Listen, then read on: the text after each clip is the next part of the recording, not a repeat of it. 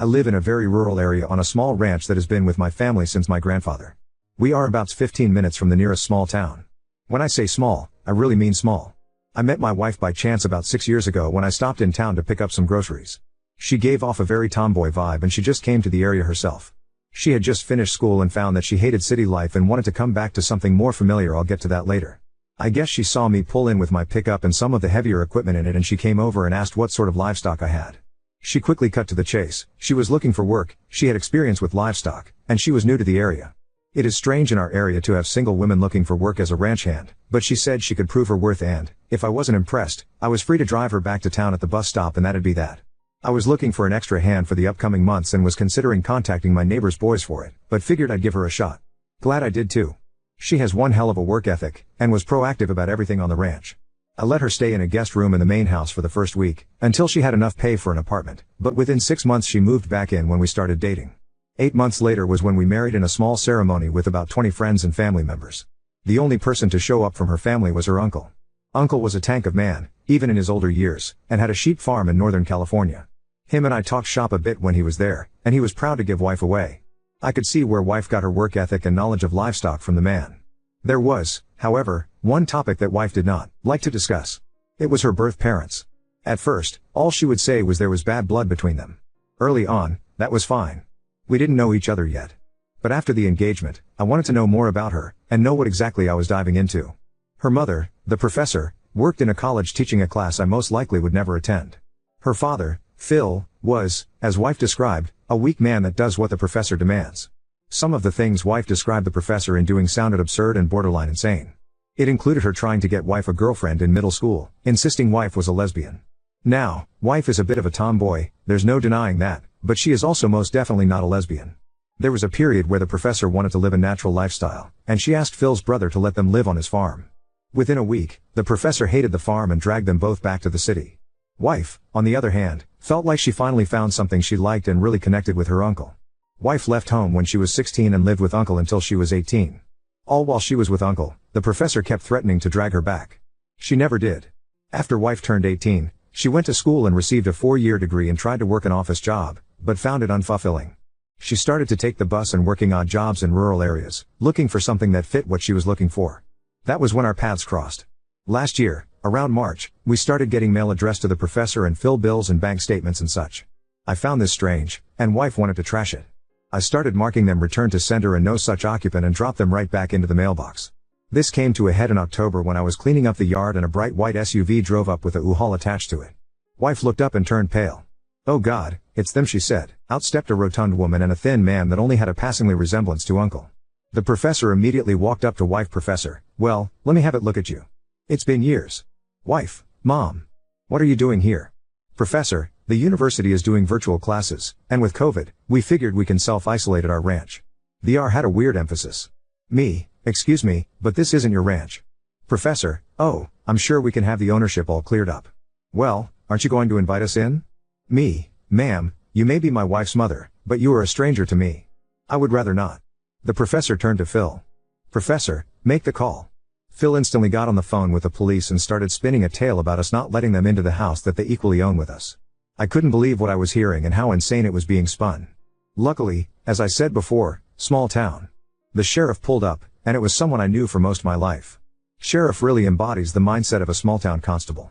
He tries to be a peacemaker and a peacekeeper first and foremost. He also knew that this land was in my family's name for 3 generations. "Sheriff, what's this I hear about you selling half your ranch, Duke?" Me, "I didn't. These are my wife's parents and they think they have a legal stake on my land." Professor, "Not think, no. We've lived here since February. With tenant laws, that means." Sheriff, "Funny, I don't remember you in town." That shut the professor right up for a second, but then she reached in her bag and pulled out a stack of letters. A lot of them the bills and bank statements, with the ranch's address. Professor, "Then how do you explain these?" Sheriff took the letters and looked at them. Sheriff, "Ma'am, these are all marked return to sender." The professor turned desperate. "Professor, please. I haven't seen my daughter in years. I just want to make sure she's okay. Surely you can see that she pointed, to me, is controlling her every move." Sheriff rolled his eyes and walked over to talk to wife and I again. Sheriff likes to solve problems between people. And he hasn't encountered this level of crazy before. "Sheriff, you might just want to invite them in for coffee. Talk for a few minutes." Wife, they are your parents. Wife, if you leave them here, you will just have to come back in 5 minutes to handle an assault. Sheriff, wife, you can't mean that. They're your family. Look, I'm just going to head up the road. Invite them in, talk to them. Wife got a bit of an angry glint in her eye. Wife, does this mean you're going to invite your cousin Aaron to Thanksgiving? Sheriff's cousin Aaron was currently serving 8 years for a multitude of felonies. Sheriff's entire family consider him the family shame. With that statement, the look in Sheriff's eyes changed. He gave wife a look like that bad, huh? And wife merely nodded. Sheriff turned back to the professor and Phil. Sheriff, all right, they don't want you here. Best you two not come back. The two protested briefly, but then piled back into the SUV and drove off, with Sheriff trailing right behind to make sure they were completely off the property. This was the first time I met the professor and Phil, but it definitely stuck with me. I detailed earlier about how my wife's mother, the professor, tried a strange attempt to seize control of our ranch back in October. In December, it got crazier. Keep in mind we live in a smaller town. About an hour away from a major city, so it's not like we are totally in the boondocks. Our ranch is about 15 minutes from town by Farm Road, just to give you a lay of the land. I stopped into town to get some supplies, and by the time I was done packing up the truck, the professor tapped me on the shoulder. This time she actually acted cordial. I chose to be curt. She basically begged me to at least listen to her for 5 minutes in the local cafe. I didn't want her to create a scene on Main Street, so I agreed. We sat and the professor talked. She claimed my wife was always confused about who she was, and that the professor and Phil had only her best interests in mind. I didn't want to yell, shout, accuse, or throw anything back in her face. I was just waiting out the clock. She said my wife saw you coming and wedged herself into my life. At that I did push back at. I said that I felt I was blessed to have her in my life. Hoo boy, those were the wrong words to use with this woman. Professor, what do you mean blessed? Dukes, pardon? Professor, you just said blessed. I put my head in my hands and just wished this was over, everyone in the cafe looking at the two of us. The professor really projected her voice with the last sentence. Dukes, ma'am, if you're trying to win me over, I suggest you stop using vinegar. She sort of humped at that statement. But she did become cordial again. She dug into her purse and pulled out a flash drive. She placed it on the table in between us. Professor, fine. This is all the proof you need. Take a look, and I promise you will know the truth. I was dying on the inside from embarrassment from how my mother-in-law acted, with people I do business with regularly all watching. They will want to know what happened, and why. Like I said before, small town. I took the flash drive and left. I got back to the ranch where my wife was waiting, and she could instantly tell something happened in town from the pissed off look on my face. I explained what happened in town and held up the flash drive. Wife looked confused by it. I certainly wasn't willing to plug this thing into a computer we regularly use, so I dug through a closet for an old Dell laptop that wasn't powered on in forever. We let it charge, turned it on and flipped off the Wi-Fi. The last one was my wife's idea. We plugged the flash drive in and there were stacks and stacks of PDFs. I am still not sure how to describe what was in them. It was I guess, journal. A college paper? Thesis? Study? With my wife as the subject. I'm not even sure what the point of it was, or what the professor was testing on her own flesh and blood. It detailed her first playing with toy dump trucks when she was a child to dressing in overalls during the brief time they lived with her uncle together. All of it cold, detached, and, as my wife put it, clinical. Wife was referred to as subject throughout. It was bizarre. And I'm still not sure what the point of it was. My wife looked disgusted at the PDFs and insisted we burn the drive. Which we did in the fire pit. That was the last time we heard from the professor. My wife thinks more is coming. First I want to say wife is doing fine. She's more amused than scared or angry, but I can tell when she feels a need to be guarded. We did install a new camera pointed directly down at the gate and I'm keeping it locked. I said in the comments we had a FaceTime call with my wife's uncle to see if we could get more insight last night. At first, her uncle gave very short answers. Stuff like yeah, sounds like her and sounds about right. He's very much a don't speak ill of others type of man. When I told him about the weird play for the ranch, he finally was willing to give a bit more information. Whoever predicted she attempted this in the past with his sheep farm? Gold Star. He said the professor was a big reason why him and Phil don't talk anymore. Wife's uncle's sheep farm was part of a much larger piece of land owned by my wife's grandfather. The grandfather had 3 kids, 2 sons and a daughter. The daughter went off to the East Coast and works a high-paying executive job of some type. She's also near retiring, and was the oldest of the siblings. The grandfather split his property into 3 slices when he died. His daughter sold her part to uncle for almost nothing. She didn't want rural property nor has she made a claim for it, and knew uncle wanted to keep the farm going. The other son, or my Phil, sort of kept ownership but gave permission for uncle to keep using it. That was until he wanted to go to an expensive university. He sold his part of the land to uncle for a good chunk of change. Uncle got to keep all of grandfather's land in one piece. In college, Phil dated the professor, and then married. Uncle heard bits and pieces, but Phil just only called during Thanksgiving and his birthday, and that was about it for many years. A few years later, Professor was in, as the uncle called it, a hipster phase and heard about the farm. She didn't just show up. Phil asked first. Phil knew what rural life was like, Professor didn't. Uncle described it as the professor had a vision of waking up to a kale smoothie, digging up beets for lunch and enjoying the sun the rest of the day. If you live on a farm or a ranch, you're spoiled for choice when it comes to daily chores. Uncle's farm was primarily a sheep farm, but they had a vegetable garden and a small orchard. This meant work. Uncle was easy on the professor. She was only given a few chores, such as clipping dead vines in the garden and airing the compost. She apparently treated this like an ordeal. She nearly destroyed the tomatoes Uncle was growing that year, and he had to redo the compost every evening. But the way she complained, you'd think she was tending the orchard and the sheep. She did not like manual labor. But she was also oddly in love with the idea of a farm. You can't have the joy without the pain, in my experience. Wife, on the other hand, took to it like a duck to water. She loved to check the fences, check the flock, dole out the feed, and tend to the small vegetable garden. Uncle said that they had a local butcher that came once in a while for a few lambs, depending on price and demand.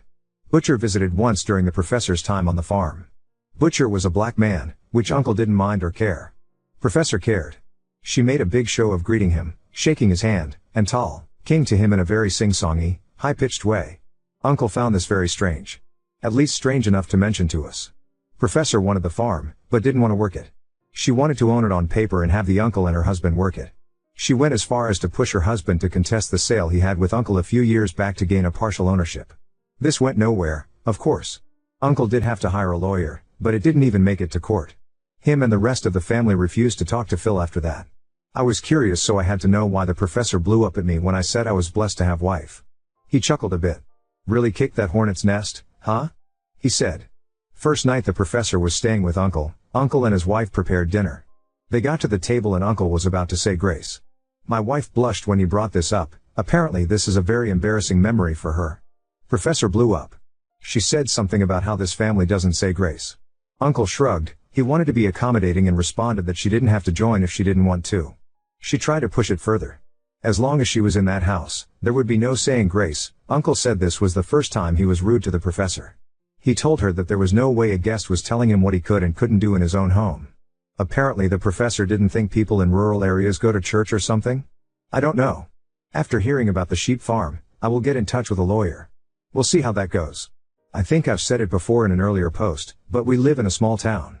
My crazy mill, the professor, has made waves in just 2 appearances, one at our residence, and another in town.